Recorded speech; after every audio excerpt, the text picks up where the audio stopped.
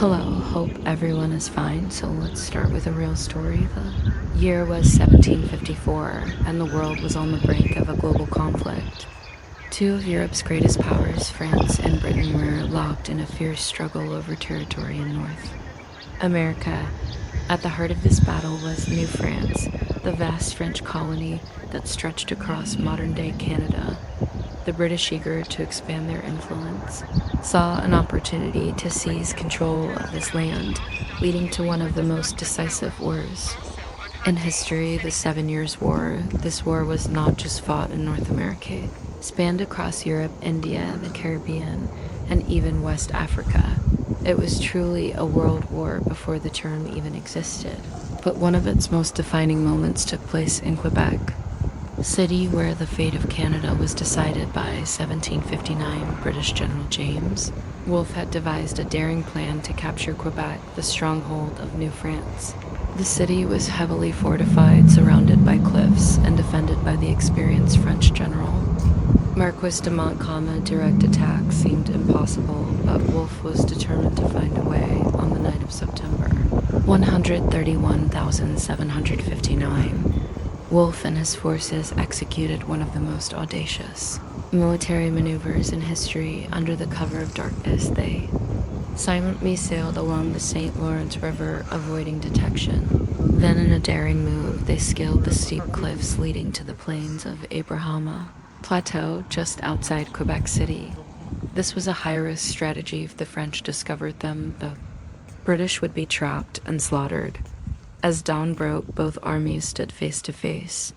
The battle erupted in a frenzy of musket fire and cannon blasts. The British troops, using new military tactics, resisted the traditional French formations, giving them a crucial advantage. The fighting was intense, and both sides suffered heavy losses during the battle. General Wolfe was shot 3 times, once in the wrist, once in the stomach, and finally in the chest. As he lay dying, he asked, "Did we win?" When told that Quebec was falling, he smiled and whispered, "Now God be praised, I die in peace." Those were his final words. Meanwhile, Marquis de Montcalm was also mortally wounded. Unlike Wolfe, he refused medical treatment, knowing his fate was sealed. He was carried into the city, where he died the next morning.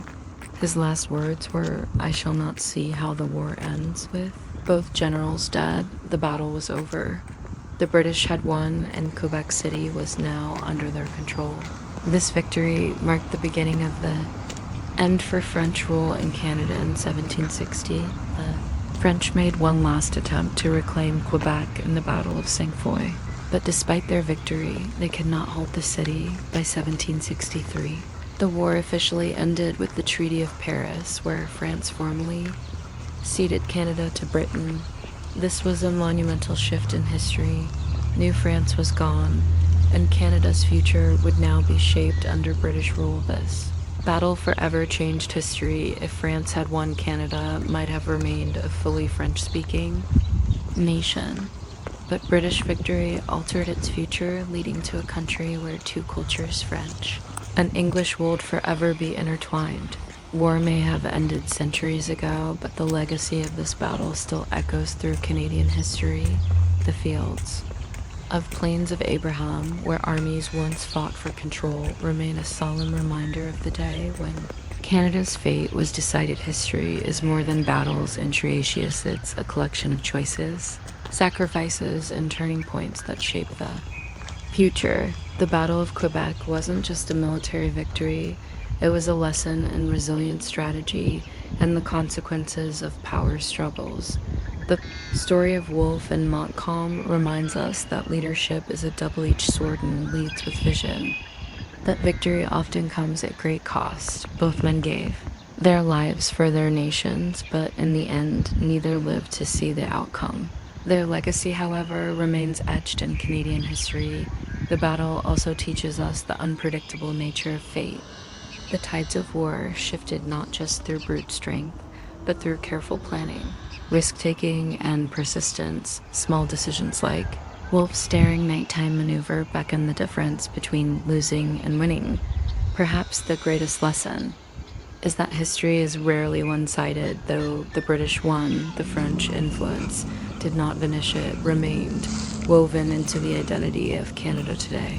French and English cultures coexist, a lasting imprint of this pivotal battle.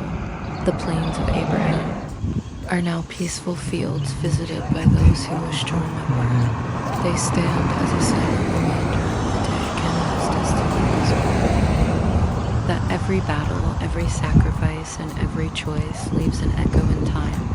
Subscribe our channel for more real stories. Thank you for watching.